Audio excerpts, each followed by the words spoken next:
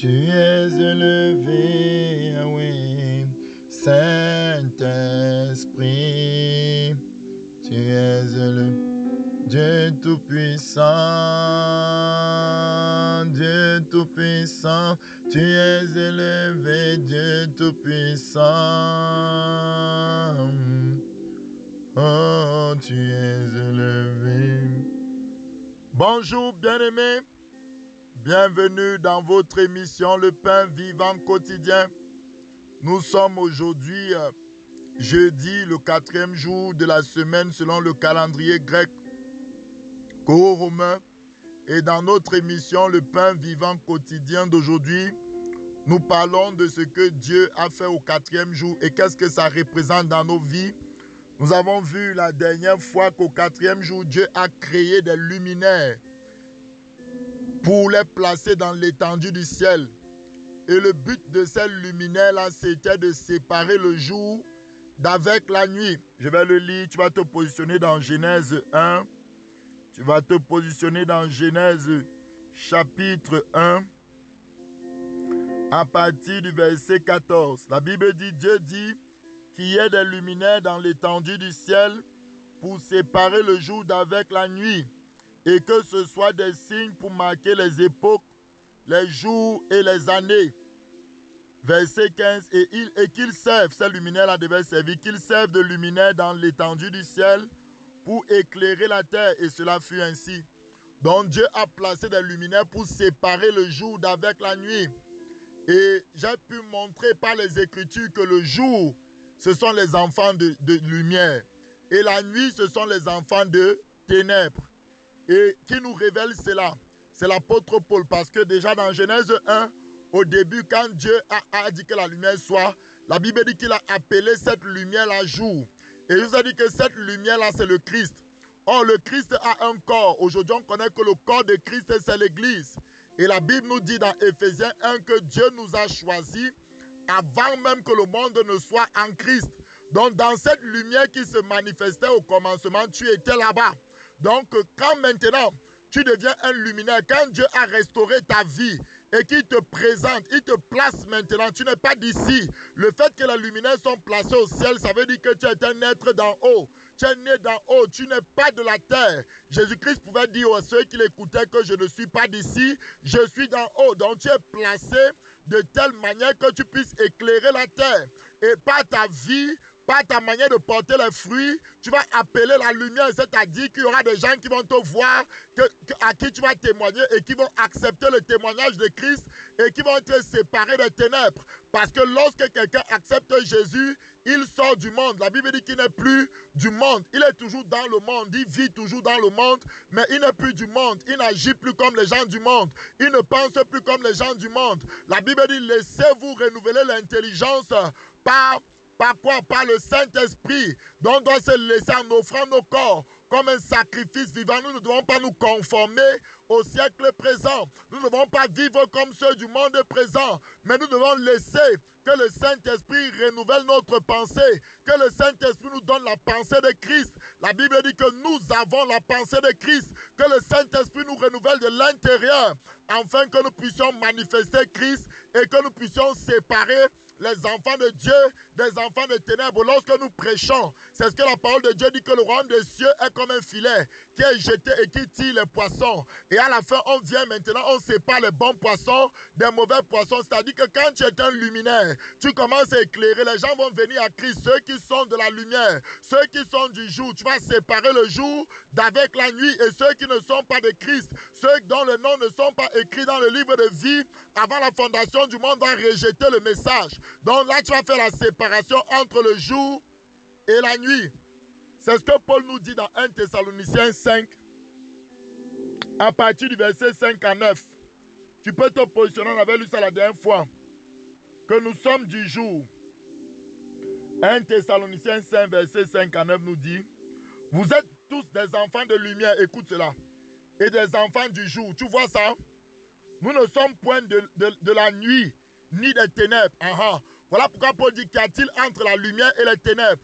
Donc, on ne se mette pas sur un joug étranger. Alléluia. Ou que les mauvaises compagnies corrompent les bonnes mœurs. Donc, tu es un enfant de lumière, tu es un enfant du jour. Donc, ce jour qui est séparé par le luminaire, c'est l'impact que les enfants du jour ont. Ceux qui sont déjà passés par les 3 premières étapes de Dieu, ceux qui sont passés par le fait de la restauration de l'âme, de porter du fruit, vont commencer à éclairer et vont commencer donc à gagner des âmes. Donc il y aura une séparation entre le jour et les ténèbres. Est-ce que tu m'entends ce matin?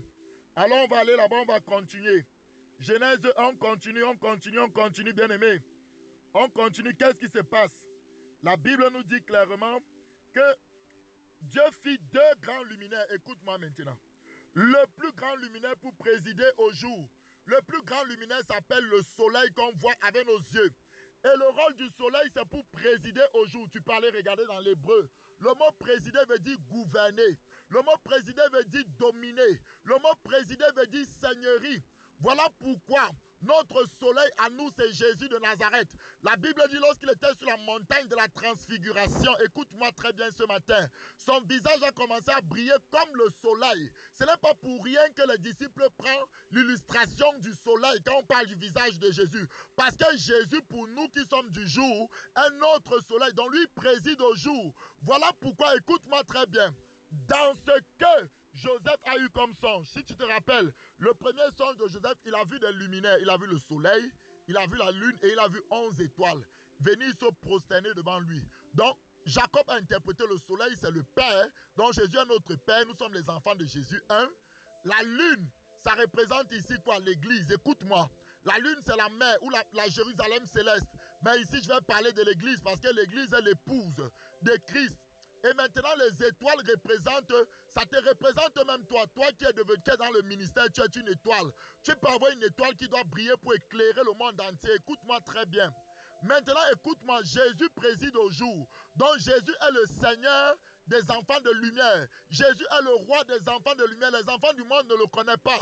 Jésus a dit que j'enverrai mon esprit sur vous. Il vous connaît. Il viendra à vous, mais il n'ira pas dans le monde. Pourquoi? Parce que le monde ne le connaît pas. Donc Jésus préside au jour. À nous, les enfants de lumière, nous avons reconnu la seigneurie de Jésus. Donc Jésus préside sur nous. Écoute maintenant, la lune préside à la nuit. Ça, c'est merveilleux. L'église a été créée pour détruire les ténèbres. L'église a été créée pour renverser les ténèbres. L'église a été créée pour renverser les ténèbres. Pendant les ténèbres, c'est l'église qui doit dominer. Alléluia. Voilà pourquoi la Bible dit que les portes du séjour de la mort ne pourront point dominer face à l'église. Bien-aimé, tu as été créé, et je vais le lire, et le petit luminaire pour présider à la nuit. Et il fit aussi les étoiles. Donc les étoiles aussi, c'est la nuit. Écoute-moi bien, je vais m'arrêter là pour qu'on passe au baptême. La science nous a montré que les étoiles, pourquoi les étoiles, on ne les voit pas en plein jour? Ce n'est que dans la nuit qu'on voit les étoiles. Je vais t'expliquer. Parce que le soleil brille tellement fort que même les autres étoiles qui brillent, on ne peut pas voir la lumière des étoiles. Tu comprends? Donc en journée, il n'y a que le soleil qui brille. Qu'est-ce que cela veut dire? Ça veut dire que dans l'église, il n'y a que Christ qui doit être glorifié.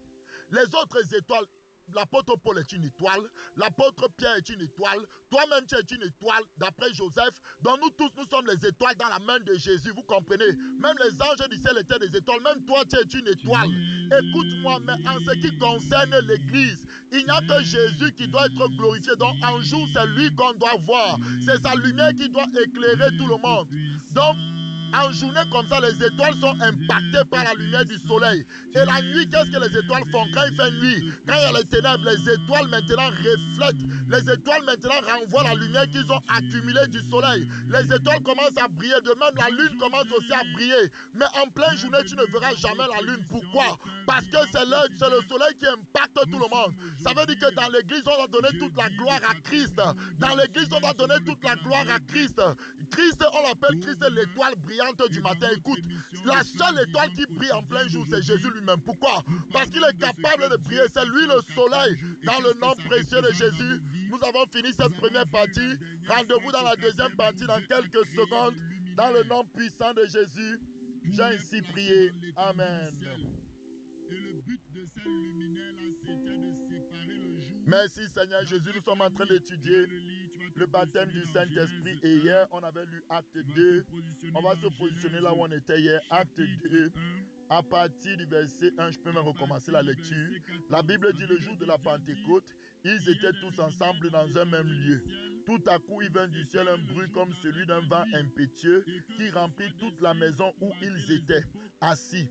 Bien-aimés, sois assis dans la prière. La Bible dit qu'avant cet événement, ils persévéraient dans la prière. Comment être baptisé du Saint-Esprit? Comment attirer l'atmosphère de Dieu? Comment attirer le Saint-Esprit? Je vous ai dit qu'il y a une différence entre naître de nouveau et être baptisé du Saint-Esprit. Naître de nouveau, c'est le Saint-Esprit qui vient en toi. Le Saint-Esprit va venir en toi, vivre sa vie en toi. C'est-à-dire que tu peux porter les fruits de l'Esprit, tu peux manifester la sainteté, tu peux avoir la douceur, l'amour, tout ça. Ça, c'est le Saint-Esprit en toi parce que le Saint-Esprit vient vivre sa vie en toi. Maintenant, quand tu es baptisé du Saint-Esprit, c'est toi qui es immergé dans le Saint-Esprit. Baptisé veut dire baptise, qui veut dire immergé dans. Donc, baptisé du Saint-Esprit veut dire immergé dans le Saint-Esprit. En ce moment-là, c'est toi qui vis dans le Saint-Esprit. C'est-à-dire que c'est toi qui manifeste. Maintenant, tu vois comment le Saint-Esprit fonctionne. Ce n'est plus le Saint-Esprit qui vit seulement au travers de toi, mais toi aussi, maintenant, tu peux libérer la vie de l'Esprit. C'est-à-dire que maintenant, tu es capable, par la puissance du Saint-Esprit, les dons se manifestent. Par la puissance du Saint-Esprit, tu peux guérir les malades. Par la puissance du Saint-Esprit, tu peux chasser les démons. Donc, la puissance du Saint-Esprit vient pour que nous soyons des témoins. La Bible dit, attendez jusqu'à ce que vous soyez revêtis de cette puissance. Vous aurez le baptême du Saint-Esprit et vous serez mes témoins. C'est-à-dire que vous serez capables de détruire les œuvres des ténèbres. Vous serez capable de prouver que Christ est vivant par des miracles authentiques. Alléluia, gloire à Dieu. Donc ils étaient assis, ils attendaient. Bien aimé, je t'encourage à attendre Dieu dans le silence, en t'asseyant calmement. Dis, oh Saint-Esprit, remplis-moi de ta puissance. Oh Saint-Esprit, je veux que ma vie change. Remplis-moi de ta puissance, ô Esprit de vie. La Bible me dit, verset 3, des langues semblables à des langues de feu leur apparurent, séparées les unes des autres, et se posaient sur chacun d'eux. Écoute-moi. On dit les langues les ont apparues. Ça veut dire que ces langues de feu étaient là. Et à un moment donné, leurs yeux ont été ouverts. Voilà pourquoi la Bible dit, lorsque je répandrai mon esprit sur toute chair à la fin des temps, ils auront des visions. Ici, les yeux spirituels se sont ouverts. Et ils ont vu que sur chaque tête, il y avait une langue de feu. Il y avait une langue qui venait du ciel. Une flamme céleste qui est venue se poser sur chaque tête. Comme toi ce matin qui m'écoute, le Père a prévu pour toi une flamme céleste. Vas-tu l'attendre dans le secret? Vas-tu prier jusqu'à ce que cette flamme t'apparaisse? Vas-tu prier jusqu'à ce que cette flamme se pose sur toi? Dans le nom précieux de Jésus, des flammes de feu leur sont apparues. Ils ont vu des flammes sur chacune des têtes. Et la parole de Dieu dit, donc là tu as fait la séparation entre le jour et se posait sur chacun d'eux. Je prie que la flamme de feu se pose sur toi ce matin.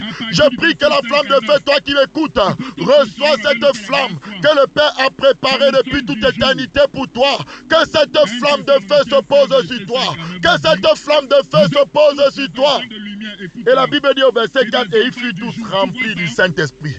Quand la flamme de feu vient maintenant, la puissance du Saint-Esprit te remplit. Parce que tu as déjà reçu la personne du Saint-Esprit avant. Maintenant, il va investir sa puissance en toi. Il va te remplir de sa puissance.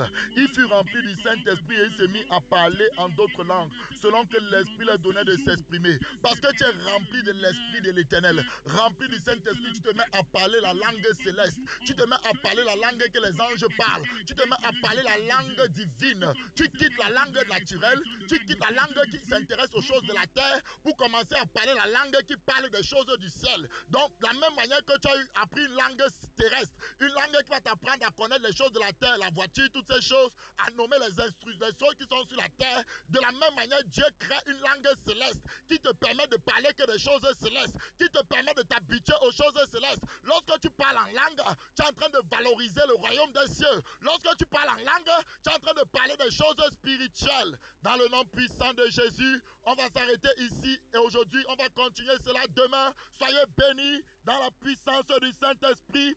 Au nom de Jésus, j'ai ainsi prié. Amen.